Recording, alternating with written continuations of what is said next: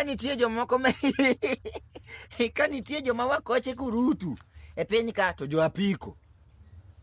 Jo apiko to setimi nade bwana? Jo apiko manade masetimo nade? Ka in gi wach moro gi ja pikipiki moro timoni gimoro to wacha. Bwana winji ni ja apiko ni onge ng'ama sili.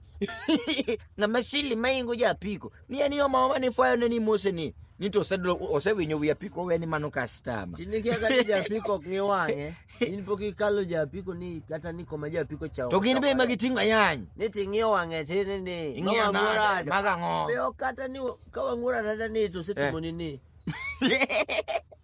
Iwinyo ni ja pikipiki kalo gi chot ni to chiege kia.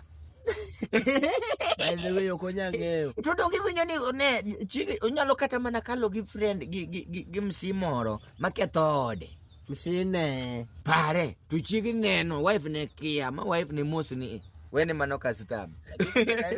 Donge mi winyo thou sano wuok thou maduong' e kind jo apiko gi jo mtoka. Nango gilano. Ni jo mtoka wacho ni jo apiko ema mayo gi mon. Ema mayo gi wasi. Donge winyo ka nyiri osemadhi e club. Ang'o ma gitimoga? Gigocho ne ng'a? Chulne ja apiko adwa dhi. Chulne ja apiko adwa dhi. Be samoro en gi ja apiko ne moro. Iwinyo ni Mike bi kawa. Anan gi ja apiko na matinga. An gi jabai mtu wangu wa bai kamsa kuja.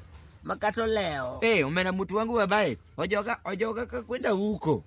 Bwana gima koro gi jogo mogik manyicho chieng' nanyisi ne dong ni yuda kwa yanya ne gi japiko moro. Ni bwana nyaka kama nyaka kacha. Ni ng'ato goyo 70. Kama kanya kanya. Ajangson nyaka gine. Chokro gi kama ni nyaka wasi. Koro kidho pikipiki Nairobi town idwa ni oyi. Ajangson nyaka wasi. Yao.